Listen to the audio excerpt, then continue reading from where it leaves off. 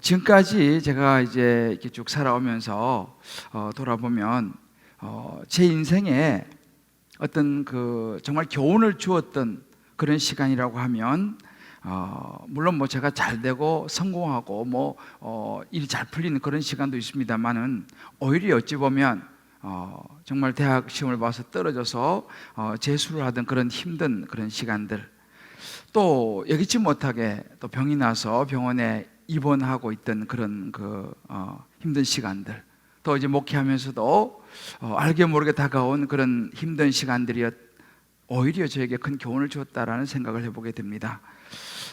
그런 시간들이 어찌 보면 오늘의 저의 이런 삶과 목회의 자양분이 되었다고 말할 수 있을 것 같습니다. 그래서 그런지 저는 요즘 시간이 지나가면서 이렇게 우리 젊은 친구들 보면 대학에 한번 떨어진 그런 친구들, 또 진로가 때로는 불투명해서 참 힘들어하는 그런 친구들, 또 우리 성도님들 중에서도 몸이 아픈 분들, 그래서 병원에 입원하기도 하고 또 수술 받기도 하고 또 회복 중에 있는 분들, 때로는 이런저런 일에 한번 실패하기도 하고 또 일이 좀 잘 안 풀려서 힘들어하는 이런 분들을 보면 참 제 마음이 더 가까이 다가가고 또 그분들이 하시는 말씀이 제가 참 잘 들려오는 것을 느낍니다. 요즘 이제 우리 이 코로나 상황에서 전 세계적으로 아주 핫한 그런 기업 사람이라고 하면 중국의 스티브 잡스라고 불리워지는 알리바바 창업주 마윈 회장입니다. 세계 최대 온라인 쇼핑몰을 운영하는 굉장한 분인데, 이분이 지난 한 3개월 전이죠. 지난 11월 통계로 의하면 이분의 재산이 73조입니다. 그리고 지금 3년 연속 중국에서 부자 1위로 등극한 그런 사람, 마윈 회장입니다. 언젠가 제가 이 마윈 회장이 인터뷰한 기사를 읽은 적이 있습니다. 근데 참 제 마음을 사로잡았던 것이 어떤 대목이냐면 이 젊은 시절의 낙방 인생이라고 하는 이 대목이었습니다. 이 마윈 회장은 중학교 입학할 때 3번 떨어졌습니다. 고등학교도 쉽지 않게 겨우 들어갔고 대학도 삼수했습니다. 3번 떨어졌습니다. 대학에 입시에 이제 실패하고 입시를 또 준비하는 동안 그래도 그냥 있을 수 없어서 취업을 시도했는데 30군데 원서를 넣었습니다. 30군데 원서 다 떨어졌습니다. 그 중에 한 얘가 호텔 종업원으로 또 이렇게 원서를 냈는데 키가 작다고 퇴짜를 맞았습니다. 특별히 이 마윈 회장은 수학에 약했습니다. 그래서 이 삼수도 이 수학 때문에 점수가 안 나와서 학교를 못 간 그런 케이스인데, 그러다가 이제 겨우 대학을 갔어요. 근데 그가 나온 대학이 항저우 대학이라고, 이름도 뭐 별로 잘 알려지지 않은 그런 대학인데, 그 대학도 예비를 받아서, 그것도 예비도 저 끝에 있는 예비 받아가지고 겨우 이제 합격해서 대학을 들어간 그런 케이스입니다. 그 대학 들어가서 이제 공부를 하면서 이 마윈 회장이 미국에 있는 대학에서 좀 공부하고 싶다는 생각 때문에 하버드에다가 10번을 어플라이 했습니다. 10번 다 거절당했습니다. 심지어 중국의 켄터키 프라이 치킨이죠, KFC, 이 KFC가 진출한다라고 하는 그 소식을 접하고 거기 이제 사원을 모집하는데 24명을 모집하는 그 지원에 25명이 원서를 냈습니다. 그런데 마윈 회장은 그때는 회장이 아니죠. 마윈은 25번째로 유일하게 한 명 떨어지는데 떨어졌습니다. 심지어 경찰을 뽑는데 5명을 뽑았습니다. 또 지원을 했습니다. 4명이 합격을 했습니다. 그는 또 떨어졌습니다. 혼자 떨어졌습니다. 이것이 어찌 보면 마윈의 젊은 시절의 인생이었습니다. 그가 이렇게 말합니다. 나는 성공의 정의가 무엇인지는 모르나 무엇이 실패인지는 알고 있다. 그것은 바로 포기다 라고 이야기를 합니다. 그럼 이런 이야기를 해요. 결국은 승리하는 사람을 보니 똑똑한 사람이 아니라 포기하지 않는 사람이더라. 여러분, 그것도 중학교에 한 3번 정도 떨어지면 포기할 만하지 않습니까? 바로 어찌 보면 이러한 정말 인생에서 그냥 포기할 수밖에 없는 한 인물을 우리는 요즘 보고 있습니다. 바로 요셉이죠. 어린 시절에 그가 자기가 꾸고 싶어서 꾼 건 아닙니다. 하나님께서 주신 그 꿈을 꿔서, 물론 철이 없었지만 그 꿈 이야기를 해가지고 형들한테 미움을 받고, 그러다가 노예로 팔려가 버리죠. 애굽으로 노예로 팔려가서, 또 보디발이라고 하는 집으로 팔려가서, 또 그곳에 가서 열심히 성실하게 일을 했습니다. 그런데 그 여주인이 유혹을 하지 않습니까? 하나님이 내가 죄를 지을 수 없다 그래서 여주인의 유혹을 뿌리치다가 오히려 누명을 쓰고, 그것도 참 부끄러운 강간미수죄로 수치스러운 누명을 쓰고 감옥에 갇히는 참 불운한 인생을 요셉은 살았습니다. 어찌보면 참으로 기구한 운명. 이런 요셉에게도, 이런 인생에도 희망이 있을까요? 여러분, 이 정도면 포기할 만하지 않습니까? 이 정도면 그냥 좌절하고 주저앉을, 그 상처 때문에 주저앉을 만하지 않습니까? 아마 여러분이 잘 아시는 유명한 탤런트죠. 최수종 씨 아시죠? 최수종 씨. 이 최수종 씨가 아버지가 아주 잘 나가는 사업을 하셨는데 그 사업이 망하고 아버지가 그만 1년 만에 돌아가셨어요. 그때 최수종 씨 나이가 19살이었습니다. 갈 바를 알지 못하고 집은 풍지박산이 되고 서울역에서 노숙자 생활을 했습니다. 그래서 서울역 한쪽에서 쪼그리고 잠을 자고, 하루도 그 서울역 한쪽에서 쪼그리고 잠을 자고 있는데 누가 자기에게 신문지를 내밀더라는 거예요. 그러면서 이거 신문지 듣고 자라고, 이거 이래봬도 이거 따뜻하다고. 그래서 신문지를 주는데 이렇게 한번 쳐다보니까 자기에게 신문지를 주는 그 사람도 노숙자인데 자기보다 나이도 훨씬 많고, 그때 이 최수종 씨 나이가 19살이었어요. 근데 자기보다 나이도 훨씬 더 많고 보기에도 정말 좀 그런 분이 오히려 자기에게 힘을 내라고 신문지를 내미는 모습을 보면서 이 최수종 씨 마음속에 무슨 생각이 들었냐면, 야, 내가 이래 살아서 안 되겠다. 내가 아직 어리고 저 사람에 비하면 난 아직도 창창한데 내가 이래서는 안 되겠다 라고 마음을 고쳐먹고 뭘 하냐면은 그때부터 식당에 알바를 합니다. 그리고 심지어 그 영화관에 껌 팔고 하는 그 알바를 하고 공사장에 가가지고 막노동을 시작하게 됩니다. 그러다가 정말 어느 날 우연히 이 당시 KBS 예능국장을 만나게 돼요. 그래서 이 KBS 예능국장이 보니까 얼굴이 잘생겼거든요. 너 이러지 말고 너 배우 한번 해봐라, 이렇게 권면을 합니다. 그래서 그 말을 듣고 정말 시도를 합니다. 그때 그 당시 KBS의 배우로 발탁이 되면서, 여러분 아마 이제 연세 조금 드신 분들은 아시겠습니다. 사랑이 꽃피는 나무, 시청률이 50%를 육박했 그런 드라마였습니다. 이 3년 동안 했던 연속극인데요, 여기서 완전히 떴습니다. 이게 대박이 난 거예요. 그래서 이 최수종 씨 인생이요 완전히 바뀌었습니다. 여러분 어떠세요? 요셉 아직도 희망이 있을까요? 이 감옥 인생 역전될 수 있을까요? 인생의 바닥에서도 여러분 희망이 있을까요? 답은요, 희망이 있답니다. 이 감옥일지라도 하나님이 함께 하시면 희망이 있다는 사실이에요. 요셉이요 감옥에 갇혀가지고 이제 우리가 쭉 그동안 보았습니다만 왕을 옆에서 모시던 두 관원장을 이제 시중을 들게 됩니다. 근데 어느 날 아침에 보니까 이 두 관원장의 얼굴에 수심이 가득한 거예요. 그래서 아침에 보니까 이제 시중을 들고 뭐 식사도 대접 이제 준비해서 가져오고 하는데 얼굴에 수심이 가득해서 묻습니다. 관원장님 혹시 무슨 안 좋은 일이 있으세요? 얼굴에 수심이 가득 차 보입니다. 그때 이 두 사람이 꿈 이야기를 하는 거예요. 내가 간밤에 꿈을 꿨는데 이 꿈을 해석을 못 하겠네. 사실 그 두 관원장은 당시에요 왕이 이제 왕한테 죄를 져가지고 감옥에 갇혔으니 언제 어느 날 어떤 일을 만들는지를 알지 못하는 굉장히 불안하고 두려운 그런 상황이었습니다. 요셉을 보면 드디어 하나님의 시간이 오고 있는 것이었습니다. 이제 이 감옥에서 만난 이 두 관원장, 당시는요, 말씀드렸죠, 최고의 관리였습니다. 그러다 보니까 최고의 당시의 학식과 지식을 겸비한 그런 사람들이었어요.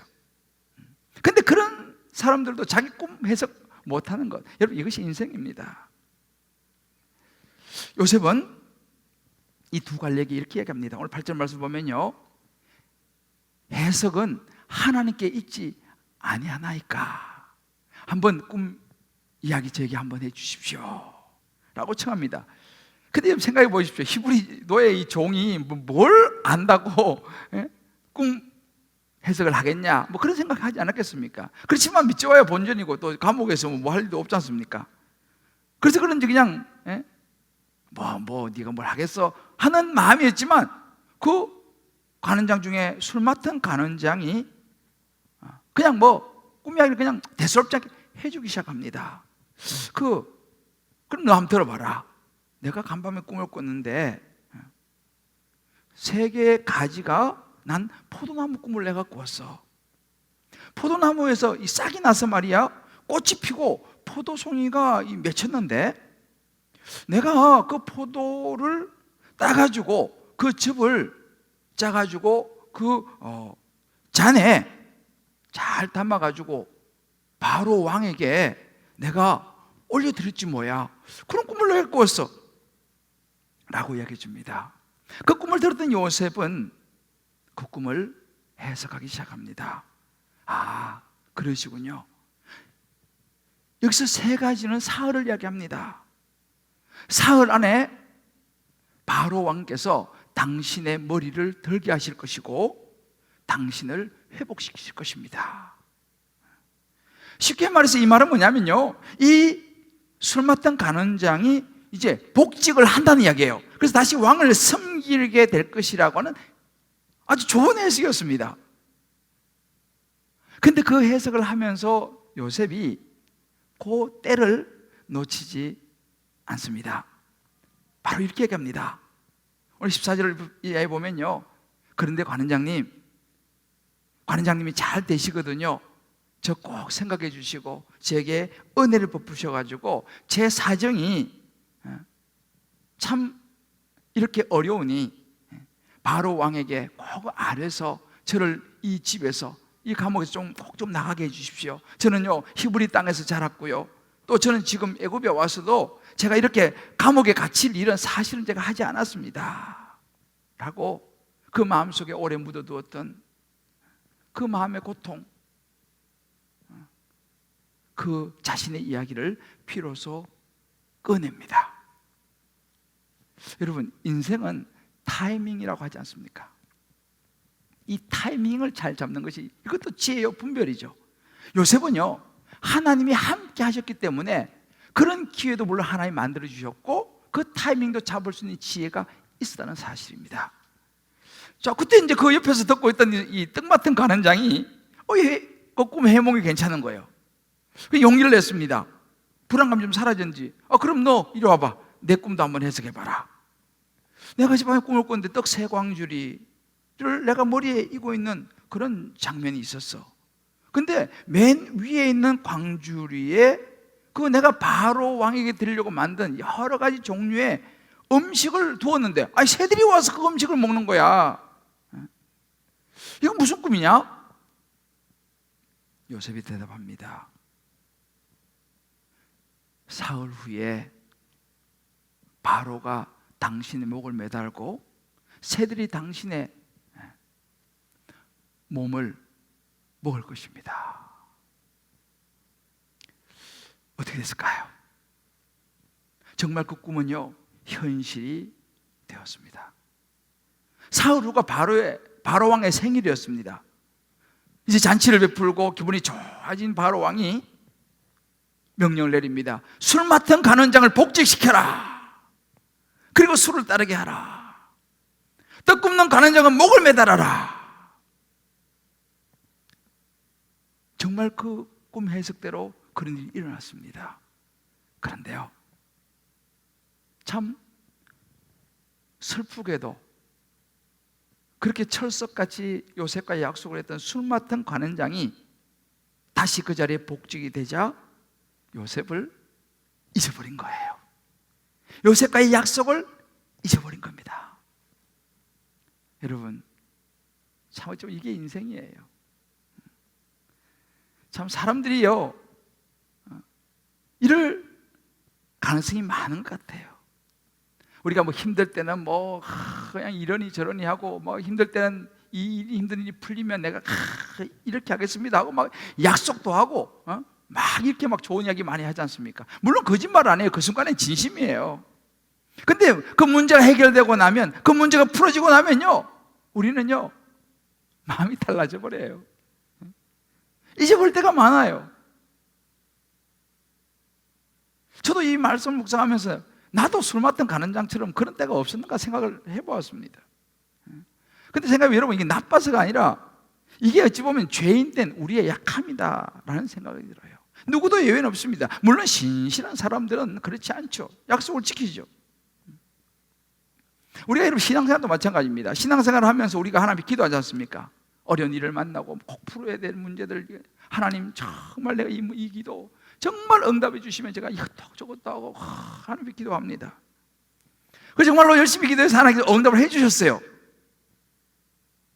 그럼 우리는 어떻습니까? 그 전에 내가 했던 많은 하나님과의 약속이라든지 이 사람과의 약속 잊어버린 경우가 많지 않습니까? 아무튼 그런 생각 해봤어요. 하나님도 엄청 상처 많이 받으실 것 같아. 그렇잖아요. 분명히 너 이렇게 한다고 나한테 그렇게 철석같이 약속하더니만은 내가 약속하라고 한 것도 아닌데 말이지. 물론 하나님은 우리의 이런 연약함을 다 아시죠. 그래도 하나님은 어떤 사람을 기뻐하실까요? 물론 우리가 뭐 약속을 안 지킨다고 해서 하나님 막 삐지고 그러지는 않으실 것 같아요. 여러분, 베드로 알죠? 베드로는 예수님이 3번이나 부인했습니다. 3번이나 배신했어요. 그래도 참 우리 하나님은 속도 없으신지 찾아가셔가지고 또 먹을 것도 주시고 사랑으로 받아주시잖아요. 이게 하나님이십니다. 그렇지만 정말 저와 여러분이 이런저런 상황 속에서 하나님과 약속을 했다면은 그 약속을 신실하게 지킬 수 있는 저와 여러분 될 수 있게 되기를 주의 이름으로 축복합니다. 우리 한번 옆에 분에게 축복할까요? 우리 술 맡은 간원장 되지 맙시다. 여러분, 그렇게 감옥에서 또 2년이라는 세월이 흘러요. 감옥에서 2년이라는 세월은 짧은 세월이 아닙니다. 제가 일주일 동안 한번 집에만 있어 봤습니다. 제가 오늘 집에서 일주일 만에 나오는데, 이야, 공기가 다르더만요. 요셉은 그렇게 또 감옥에서 세상으로부터 잊혀져가는 존재로 2년을 살아야 했습니다. 여러분, 잊혀진다는 것은 사실은 슬픔이고 상처입니다. 요셉이 어땠을까요? 우리 지난주에 봤습니다마는 요셉은 하나님의 인자하신 긍휼을 바라면서 기다리면서 기도했을 것입니다. 그러나 결코 쉽지 않았을 것입니다. 저는 이 요셉을 묵상하면서 참 다윗 생각이 많이 났는데요, 이 다윗도 보면요, 참 광야에서 10수년을 보내는 시간을 가지면서 10편 13편 1절에 이렇게 고백합니다. 여호와여, 어느 때까지니까 나를 영영히 잊으시나이까? 주의 얼굴을 나에게서 어느 때까지 숨기시겠나이까? 하나님께서 보이지 않는 거요, 날 잊어버렸나? 여러분, 사람이 이렇게 잊혀진다는 것은 힘든 일이에요. 더군다나 하나님과의 관계에서도 마찬가지예요. 여러분, 예수님을 보시면요, 예수님도요 육신의 몸을 입고 이 땅에 오신 사람이셨지 않습니까? 예수님도 어찌 보면 잊혀짐에 대한 부분을 힘들어하신 것을 성경에서 우리가 볼 수 있어요. 예수님께서 이제 십자가를 앞에 두고 이제 마지막 겟세마네 동산 올라가 기도하지 않습니까? 정말 이제 십자가의 수치와 죽음을 당해야 된다는 것을 앞에 놓고 정말 이 땀방울이 핏방울이 되도록 고민하면서 하나님 앞에 간절히 부르짖어 기도합니다. 근데 그날 밤에 제자들 데리고 왔어요. 그래서 제자들에게 너희들은 여기 좀 앉아서 꼭 나를 위해서 기도해 주라 하고 예수님 조금 떨어져서 막 열심히 기도하다가 조용해서 가보니까 오늘 우리 그 마태복음 26장 40절을 보게 되면 이런 구절이 있습니다. 제자들에게 와서 보니까 자는 거예요. 수제자 베드로도 자는 거예요. 그래서 말씀하십니다. 너희가 나와 함께 한 시간도 이렇게 깨어 있을 수 없더냐. 이 말은 뭐예요? 섭섭한 거예요. 나는 지금 십자가의 죽음 앞에서 이렇게 정말 죽을 힘을 다해서 내가 기도하는데 너희들은 한 시간도 깨지 못하고 나를 잊어버렸느냐. 내가 부탁한 기도 제목을 잊어버렸느냐. 어쩌면 섭섭한 그런 마음, 뉘앙스가 여기 들어있는 것 같아요. 심지어 예수님은요, 십자가에 달려서 돌아가시는 그 순간에 뭐라고 마태복음 20장 46절에 말합니까? 나의 하나님 어찌하여 나를 버리시나이까. 하나님을 향해요. 하나님으로부터 잊혀진 바 된, 버림받은 그 깊은 아픔을 예수님이 이야기하고 있는 것이죠. 이렇게 잊혀진다는 것은 아픔입니다. 그렇다면 과연 요셉은 하나님으로부터 잊혀진 존재였을까요? 다윗은, 예수님은 하나님으로부터 잊혀진 존재였을까요? 적어도 사람의 눈에는 그렇게 보입니다. 에휴, 하나님이 다윗 저거 버렸구나. 아이고, 예수님도 버렸네. 십자가에 달려 죽게 만들고. 요셉, 에휴, 이제 별 볼 일 없어. 사람들 눈에는 그래 보입니다. 교회 다니도 뭐 별 수 없구만. 뭐 예수 믿는다고 아유 뭐 별 거 없네. 사람의 눈에는 그래요. 그렇지만 요셉과 함께 하신 분이 있었습니다. 바로 하나님이셨습니다. 당장 눈에는 보이지 않지만 세상 사람들이 볼 때는 말도 안 되는 것 같지만은 하나님은 요셉과 함께 하셨습니다. 히브리서 13장 8절 9절에 있습니다. 예수 그리스도는 어제나 오늘은 영원토록 동일하시느니라. 할렐루야. 그 하나님이 요셉과 함께 하셨다는 사실이에요. 인간들은요, 저나 우리는요, 편리에 따라서 그냥 막 약속하고 그러면 또 잊어버리기도 하고 뭐 그냥 하지만 하나님은요, 잊어버리지 않습니다. 하나님은요, 우리 약속을 반드시 지키시는 차원이 다른 분이라는 사실을 믿으시기를 주의 이름으로 축복합니다. 하나님의 계획하심은 결코 차질이 없습니다. 비록 술 맡은 관원장은 요셉을 잊어버렸어요. 그러나 하나님은 잊어버리지 않으셨습니다. 숱한 고난을 당한 다윗, 이 다윗하고 이 요셉하고 똑같지는 않지만 참 공통점이 있어요. 다윗은요, 한때 시편 27편 10절에 이렇게 고백합니다. 내 부모는 나를 버렸지만 여호와는 나를 영접하시리이다. 하나님은 나를 버리지 않으셨다 라고 고백합니다. 이사야 49장에는 이런 구절이 있어요. 여인이 어찌 그 젖먹는 자식을 잊겠으며 자기 태어난 아들을 긍휼히 여기지 아니하겠느냐. 그들은 혹시 잊을지라도 나는 너를 잊지 아니할 것이라. 내가 너를 내 손바닥에 새겼다. 할렐루야. 사람들은요, 우리 여기 애기 키워보신 분 알겠지만은 애기가 젖 먹을 때 되면은 엄마들이 당연히 아는 거예요. 그런데 그런 어미도 혹 그 자녀를 잊어버릴지라도 나는 절대로 너희를 잊어버리지 않겠다. 내가 너를 내 손바닥에 새겼다 그랬어요. 할렐루야. 자, 우리 한번 옆에 분에게 서로 이렇게 한번 축복합시다. 사람은 잊어도 하나님은 당신을 잊지 않으십니다. 할렐루야. 절대 하나님은요, 여러분의 상황과 여러분의 모든 것을 잊지 않으십니다. 이분이 하나님이세요. 우리를 기억하시고 하나님 은혜를 베푸십니다. 우리와 함께 하시는 분이 하나님이십니다. 그래서 시편 기자가 이렇게 고백합니다. 시편 146편 3절에 보게 되면 귀인들을 의지하지 말고 도움이 없는 인생도 의지하지 말라 그럽니다. 우리 5절에 말하고 야곱의 하나님을 자기 도움으로 삼고 여호와 자기 하나님에게 소망을 둔 자가 복이 있다고 말하죠. 사람들은요, 귀인들, 높은 지위에 있는 사람들, 확실하게 인맥이 확실하다고 생각되는 그런 사람들, 그런 사람들을 의지하게 되지요. 그 주님 말씀하십니다. 그런 사람들 너무 의지하지 마라. 인생은 궁극적으로 도울 힘이 없다는 거예요. 지금은 뭐 굉장히 도울 것 같죠. 아유 부장님 걱정하지 마세요. 제가 뒤를 봐드릴게. 분명히 약속을 했어요. 근데 소식이 없어요. 그것이 인생일 수 있다 이 말입니다. 그 주님 말씀하시는 거예요. 하나님을 도움 삼고 하나님에게 소망을 둔 자가 복이 있다. 할렐루야. 그래서 저는 제가 좋아하는 찬양이 그런 거예요. 하나님 사랑의 눈으로 나를 어느 때나 바라보시고 하나님 인자기로서 언제나 나에게 귀를 기울이시니 어둠의 밝은 빛을 비춰주시고 나의 작은 신음에도 응답하시니 너는 어느 곳에 있든지 주를 향하고 주만 바라볼지라. 이 찬양 있지 않습니까?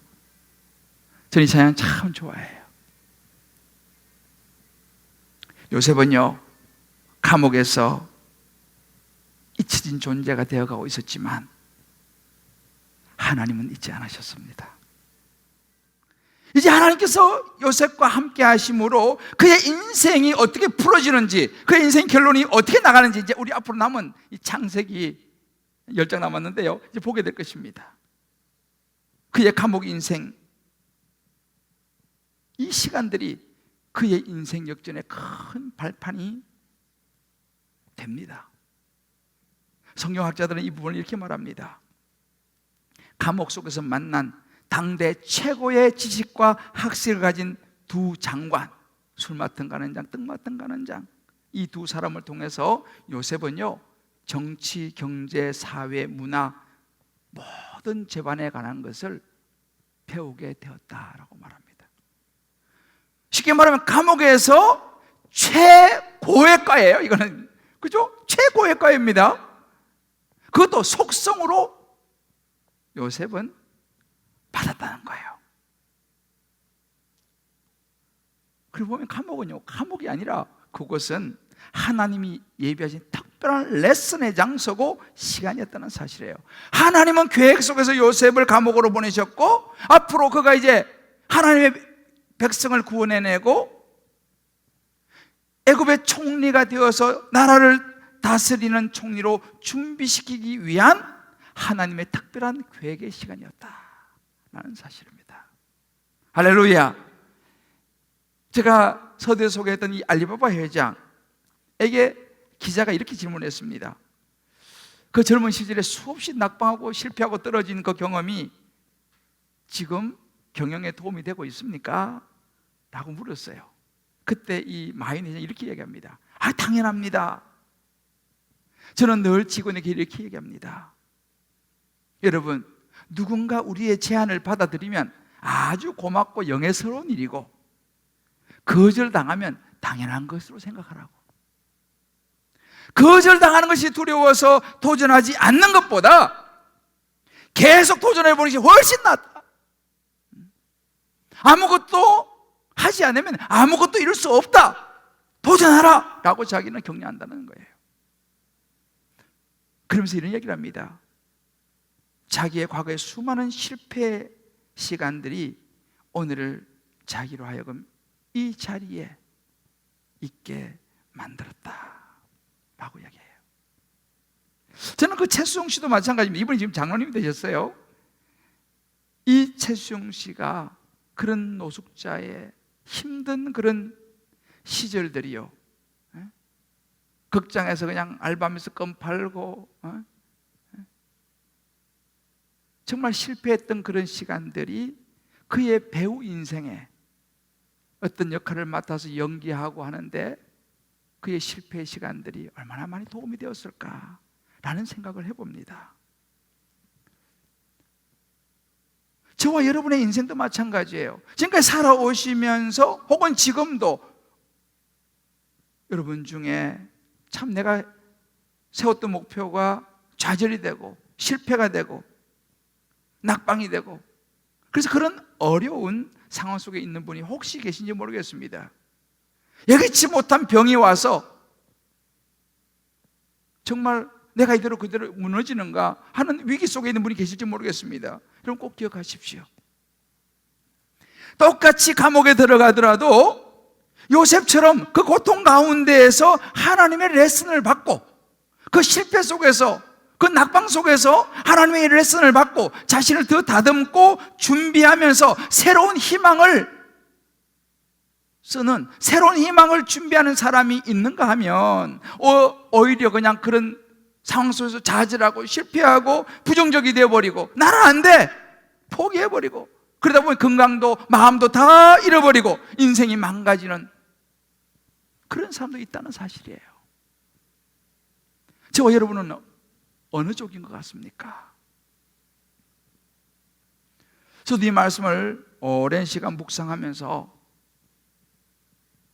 제 마음에 떠오른 한 사건이 있었어요. 그리고 한 사람이 있었습니다. 여러분들 중에서 아시는 분도 알겠습니다만은 제가 이제 이 주님 기쁨의 교회를 개척을 해서 참 한때는 잘 나가다가 어려움을 만났습니다. 정말 제가 전혀 예상치 못했던, 예기치 못했던 그런 일들을 만나면서 그 시간들이 제게는 감옥과 같았습니다. 저는 그런 생각을 했습니다. 내가 목회하는 현장에서는 그런 일이 일어날 수 없을 거야. 근데 그런 일이 일어나더라고요. 그때 하나님께서 저에게 생각하게 하신 사람이 있었습니다. 다윗이었습니다. 다윗을 묵상하게 했습니다. 여러분, 다윗이 누굽니까? 다윗은 목숨을 걸고 있잖아요. 나라를 구하기 위해서 골리앗하고 싸워가지고 왕을 구하고, 사울 왕을 구하고 백성을 구하고 나라를 구한 사람 아닙니까? 그렇게 목숨 걸고 나라를 구하고 자신을 지켰으면 이 사울 왕이 다윗을 정말 잘 해주고 상 주고 축복해 줘야 되는데, 백성들이 다윗을 더 칭찬하고 좋아하니까 그 마음에 시기심이 올라와 가지고 오히려 그 다윗을 죽이려고 쫓아다닙니다. 그렇게 해서 죽이려고 쫓아다니니 이 다윗이 잡히면 죽으니까 십수년을 거친 광야를 도망다니며 살아가게 돼요. 참 기가 막힌 일을 만났죠. 근데 제가 이 말씀을 하나님께서 생각하게 하시고, 그런 십수년의 그 억울하고 힘든 시간들을 이 다윗이 어떻게 견뎌냈는가, 그 이야기를, 다윗이 그것을 이겨내는 것들을 너도 한번 보아라 라고 주님이 제게 그런 마음을 주셨습니다. 그 이야기가, 그 다윗의 광야의 이야기가 다 어디 들어있냐면 이게 사무엘상에 들어있어요. 그래서 제가 그때 기도하면서 알겠습니다 하나님 하면서 사무엘상을 꺼내놓고 사무엘상을 1장 1절부터 설교하기 시작했습니다. 사실 그 당시에 그 설교는요, 물론 성도님들을 위한 말씀이기도 했지만은 사실은 하나님께서 저에게 주신 말씀이었어요. 그 다윗의 행적과 그 사건마다 어찌 그러면 그렇게 저에게 위로가 되고 힘이 되고, 이렇게 내가 해야겠구나라는 지침이 되는지 몰라요. 그때 했던 그 사무엘상 설교가요, 얼마 전에 책으로 나왔어요. 그게 바로 인생 너머라고 하는 이 책이 돼서 나왔습니다. 지금 반응이 그런대로 괜찮습니다. 그때 저는요, 그 사무엘상 말씀을 통해서 정말 제가 인생을 배웠어요. 그전에는 사실 제가 인생을 그렇게 깊이 많이 관조하지는 못했던 것 같습니다. 그런데 그 다윗의 인생을 보면서 또 제가 만난 그런 사건들, 제가 했던 그런 실패의 모습들을 보면서 인생을 많이 배우고 그 말씀 안에 위로를 받고, 하나님께서 그때 목회의 새로운 패러다임을 보게 하셨습니다. 희망을 보게 하셨어요. 한 번은요, 다윗이요 이제 도망다니면서 당시에 이 블레셋이 이 그일라라고 하는 이 주민들을 쳐들어왔어요. 이스라엘 백성을 쳐들어왔습니다. 그 다윗 자기 도망다니는 입장 아닙니까? 그런데 하나님께서 다윗에게 너 가서 도와주라 그러는 거예요. 저도 도망다니는 입장인데요. 그렇지만 다윗은 순종해가지고요, 거일라 주민들을 구하기 위해서 블레셋 사람과 목숨 걸고 싸워요. 그 진짜 블레셋 사람들을 물리칩니다. 그리고 거일라 이 주민들을 구해내요. 완전히 회복시킵니다. 얼마나 목숨 걸고 이렇게 했으니 거일라 주민들이 얼마나 고마운 일이에요, 그죠? 그런데요, 그때 그 거일라 주민 중에 한 사람이요, 사울에게 밀고를 해요. 다윗이 여기 있어, 빨리 와서 잡아가시오. 여러분 어떻게 하세요? 기가 막힌 일 아닙니까? 그런 말 있잖아요, 옛말에요. 물에 빠져 죽어가는 사람 건져서 살려놨더니만 내보따 내놓으라고. 이렇게 다윗은요, 배신을 당하는 거예요. 목숨 걸고 살려줬는데 자기를 고발하고 말이지. 얼마나 그 가슴이 아프고 상처를 받았겠습니까? 얼마나 절망스러웠겠습니까? 그렇지만 다윗은요, 하나님의 함께하심을 놓치지 않았습니다. 이렇게 고백합니다. 나의 힘이 되신 여호와여, 내가 주님을 사랑합니다. 이런 대목들이 제게 너무너무 위로가 되는 거예요. 너무너무 위로가 되는 거예요. 그럴 수 있다, 그럴 수 있다. 한 번은요, 이 다윗이 도망다니는 시절에 자기를 죽이려고 쫓아다니는 사울 왕을 2번이나 죽일 수 있었어요. 기회가 2번이나 왔어요. 생각해 보세요. 눈앞에 사울 왕이 잠을 자고 있습니다. 옆에 같이 갔던 사람들이 그래요. 다윗에게 그냥 눈앞에 있으니 이 사울 왕만 제거하면 우리는 자유 아닙니까? 그냥 사울 왕 죽입시다 라고 막 옆에서 막 거드는 거예요. 그때 다윗이 뭐라고 이렇게 얘기합니다. 사무엘상 24장 6절을 보게 되면요, 자기 사람들에게 이르되 내가 손을 들어 여호와 기름 부음 받은 자를 내가 치는 것은 하나님께서 기뻐하지 않으신다, 하나님께 금하신다, 그러지 마라 라고 말리고 사울 왕을 두고 돌았습니다. 참 이런 다윗의 모습을 보면서 제가 굉장한 정말 위로와 도전을 받았습니다. 그래서 다윗이 뭘 보여줍니까? 하나님이 함께 하심을 믿고 아는 사람은 흔들리긴 해요. 다윗도 사람이니까 흔들리지만 쓰러지지 않습니다. 넘어가지 않습니다. 그리고 자기 생각대로 막 움직이지 않습니다. 자기 감정대로 움직이지 않습니다. 하나님의 때를 기다리는 거예요. 다윗이 그러더라고요. 오늘 요셉이 지금 그렇습니다. 요셉은 지금 억울한 누명 앞에 쓰러지지 않았습니다. 자신과의 철석같이 약속을 했던 그 술 가는 장, 그러나 그 약속을 잊어버린 그 가는 장을 원망하면서 상처로 자기 가슴을 치면서 자기가 자기 스스로 무너뜨리지 않았습니다. 얼마나 인간적으로 힘들었겠습니까? 어떻게 나에게 이렇게 배신하고 말이지, 내가 그렇게까지 해줬는데 나를 잊어버릴 수가 있어. 정말 끊임없이 자기가 모함을 받고 감옥에 오고 노예로 팔리고 지금 상황이 얼마나 힘듭니까? 그런 상황의 연속이었습니다만은 요셉은요, 원망과 불평을 하지 않았습니다. 여러분 창세기 다 찾아보세요. 요셉이 불평했다고 하는 불평이라는 단어가 한 번이나 등장하는지 없습니다. 저는 굉장히 은혜를 받았어요. 이 정도 상황이면 요셉이 얼마나 나 같은 불평을 10번이라도 했을 텐데 요셉은 절대 불평이라는 단어를 찾아볼 수가 없어요. 오히려 그런 시간들을 인내하면서 하나님 앞에 신실함을 선택합니다. 한 책에서 제가 이 용열 교수라는 분이 이런 글귀를 쓴 것을 보았습니다. 미래가 약속되어졌기에 헌신하는 것이 아니라 하나님이 나의 아버지요 예수님이 나의 구세주이기에 자신을 드리는 것, 그것이 신앙이다. 할렐루야. 저와 여러분에게도 이런 고백이 있게 되기를 주의 이름으로 축복합니다. 나를 위해 십자가에 죽으시고 부활하신 나를 구원해 주신 그 구원자 예수님, 그것 자체로 나는 하나님 감사합니다. 뭔가 나에게 뭐 굉장을 해주고 뭐 굉장한 이런 것이 아니라도 나를 구원하신 하나님 감사합니다고 우리 자신을 드릴 수 있는 저와 여러분 될 수 있게 되기를 주의 이름으로 축복합니다. 그럼 이렇게 반응한 요셉이 어리석었을까요? 그렇지 않습니다. 여러분, 요셉은 어리석지 않았습니다. 요셉의 삶의 결과를 보십시오.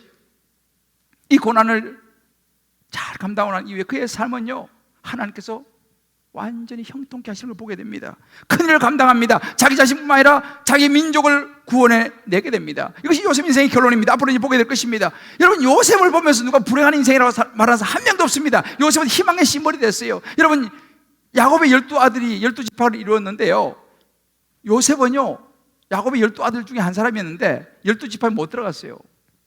이거 뭐지?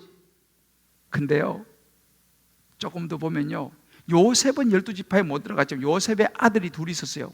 에브라임과 므낫세. 이 두 아들이 12지파에 들어갔습니다. 할렐루야. 요셉은 갑절의 축복을 받았습니다. 할렐루야. 여러분들도 좀 살아가면 주님 앞에서요, 난 주님 앞에 이렇게 헌신하고 충성하고 이렇게 많이 하는데 왜 하나님 당장 이 영광이 내게 나타나지 않습니까? 여러분, 그런 분이 혹시 있을지 몰라요. 내가 이렇게 주님을 충성하고 내가 헌신하고 정말 잘생기는데 왜 하나님 내게 엄청난 축복들이 막 쏟아지지 않습니까? 왜 나는 12지파에 왜 나는 안 넣어주나요? 섭섭해하지 마세요. 여러분 당대 하나님께서 영광을 보지 않는다면요, 여러분 자녀, 여러분 자손 때에 요셉처럼 갑절의 축복을 줄 줄을 믿으시길 주의 이름으로 축복합니다. 감옥에서도 인생은 역전됩니다. 하나님은요 환경을 초월하여 일하십니다. 믿습니까? 죄수가 된 요셉, 희망이라고 찾아볼 수 없는 그곳, 그 감옥에서도 하나님은 함께 하셨고 요셉은 일어섰습니다. 아멘. 할렐루야. 아멘.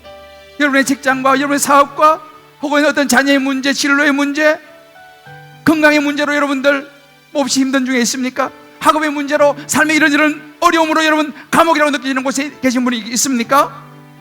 기억하십시오. 포기는 하나님의 언어가 아닙니다. 아멘. 예수 그리스도 안에 있으면 희망이 있습니다. 아멘. 왜요? 예수님이 희망이기 때문에 그렇습니다. 죄로 인해서 죽음이라는 것이 우리 운명이라면 죄로부터 우리를 자유케 하시는 예수 그리스도, 그분은 우리 삶의 희망인 줄 믿으시길 바랍니다. 아멘. 예수 그리스도 그분이 희망입니다. 아멘. 믿습니까? 그 예수, 나를 위해 죽으시고 부활하신 예수 그리스도를 붙잡으면요 어떤 상황 속에서도 저와 여러분의 인생은 일어서게 될 줄을 믿습니다. 아멘. 여러분의 자녀의 인생은 일어서게 될 줄을 믿습니다. 아멘. 갈라디 6장 9절에 이렇게 말씀하십니다.